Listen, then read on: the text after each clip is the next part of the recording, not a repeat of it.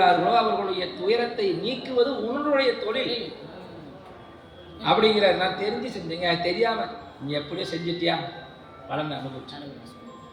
கற்பனை கடந்தது, கருணையே உருவமா. கருணை கடல் நம்மள மாதிரி அவங்கெல்லாம் அவரை சுவாமி எடப்போம். ஆட்பால் அவருக்கு அருளும் வண்ணமும் ஆதி மாண்பும் கேட்பான் புகிலவை கிழக்க வேண்டாம் அப்படின்னு சொல்றார். ஆறு ஞான சம்பந்த பெருமான். நான் இவ்வளவு காலமா இருக்கிறேன், எனக்கு அனுக்கிரகம் பண்ணலையே, அவருக்கு அனுக்கிரகம் பண்ணிட்டாரு அப்படின்னு எல்லாம் கேட்கக்கூடாது. அது அவனுடைய உள்ளம். ஆமா, இங்க பட்டணத்து அடிகளுக்கு நுனிக்கருந்து இனிக்கணும்.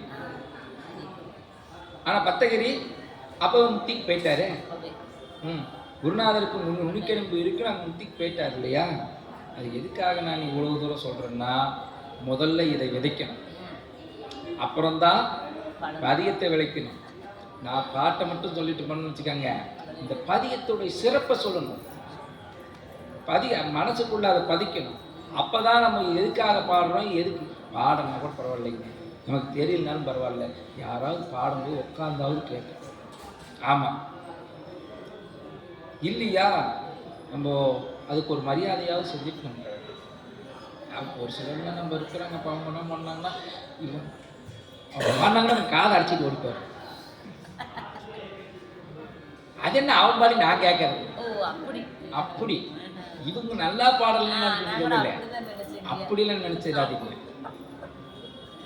கோடை விடரானாலும் கவி கோடும் இளவானாலும் அப்படின்னு சொல்லியிருக்காரு. உங்க உடம்பு எப்படினாலும் இருந்துட்டு போகுது, நீ இறைவனை பாடுறியே, நான் அது சிறப்பா நான் பார்க்கறது இல்லையா.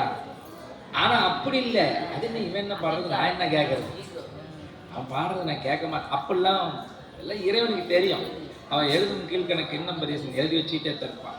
நீ வராம கூட விட்டு, நீ உள்ள எடுத்து காலை வச்சு நான் சிவனடியாரு நீ வராம கூட எவ்வளோ தவறு பண்ணிட்டு இருக்கு, ஒன்றும் பிரச்சனை இல்லை. ஆனா வந்துட்டு அடியாருக்கிட்ட நீ வந்துட்டு கூட இல்லை, வந்துட்டு அடியாருக்கிட்ட உனக்கு தெரிஞ்ச சேட்டையெல்லாம் பண்ணக்கூடாது. அடியார் என்னன்னாலும் பண்ணுவாங்க, அடியார் என்னன்னாலும் பண்ணுவாங்க. ஆமா, வருவாங்க, உன்னுடைய மகளிருடைய கூந்தலை கொடுன்னு கேட்பாங்க. அது என்ன இது இருந்தாலும் என்ன இப்படி கேட்டார், புரியவங்க சிவனடியாரா அப்படின்னு நீ சொல்லக்கூடாது. உன் மனைவியை கொடுன்னு கேட்டாரு, நம்மளால முடியுமா? அதுதான் அவர் இயற்பகை, இயற்கைக்கே விரோதம்னு சொல்ல செயல் கூட அங்க அவருக்கு தொண்டு தான். அவருக்கு அதெல்லாம் கிடையாது. நான் சிவபெருமானுடைய அடியார் கேட்டார் கொடுத்து தீர்வோம். இந்த குணம் நமக்கு இருக்குமா? இது இயற்கையான குணம் என்னது முதல்ல, இந்த எனக்கு இறைவன் கொடுத்தா இந்த உனக்கும் கொஞ்சம், இதுதான் நமக்கு. ஆனா அப்படி இல்லை, எல்லாமே அடியார் தான். இது இயற்கைக்கு பகையான குணம், அந்த குணம் அவர்கிட்ட சிறப்பா இருந்தது இல்லையா. அதனால நாம என்ன நோக்கத்தோட அன்னைக்கு உள்ள பூந்தோமோ அந்த நோக்கத்தை கடைசி வரையும் வச்சிருக்கணும். சுவாமி நம்மளை நல்ல இடத்துல கொண்டு போய் வைப்பார். நாம் வந்தவொடனே நம்முடைய நிலையெல்லாம் மறந்துடக்கூடாது. மறந்துட்டு அப்புறம் நம்ம என்ன வேலைக்கு வந்தோமோ அந்த வேலையை விட்டுட்டு மற்ற வேலையெல்லாம் செஞ்சுக்கிட்டு இருக்கும்போது என்ன ஆகுதுன்னா, வினை மூட்டைகள் சேர்ந்துக்கிட்டே இருக்கு. அதனால திருமுறைகளை செம்மையாக நீங்கள் நல்லா ஓதணும். போன வகுப்பில் நம்ம எடுத்த பதிகத்தை ஒரு தடவை திரும்பி பார்த்தாதான் உங்களுக்கு அந்த பதிகம் இதாக இருக்கும் அப்படின்னு சொல்லி, ஒவ்வொரு பதிகத்துக்கும் போன முறை என்னென்ன பதிகம் எடுக்கும், போன முறை என்னென்ன பதிகம் எடுக்கும்,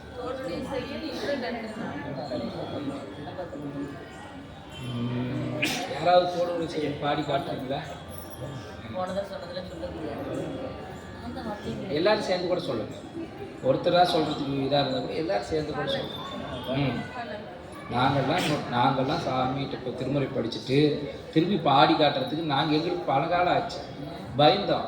எங்கள் சாமி என்னை நிறைய தரம் கேட்பாரு, நான் என்ன சிங்கமா புளியா, ஏன் என்னை பார்த்து பயப்படுறீங்க அப்படின்பாரு, ஏன் என்னை பார்த்து பயப்படுறீங்க என்ன அப்படின்னு கேட்பாரு. அது மாதிரி பயப்பட வேண்டிய அவசியம் இல்லை, பக்தியோடு பாடுங்க, பாடி காட்டு.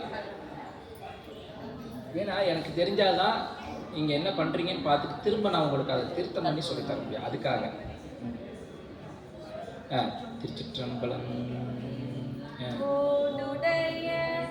செவியன் விடையேறி போற்றுவென் மதிசூ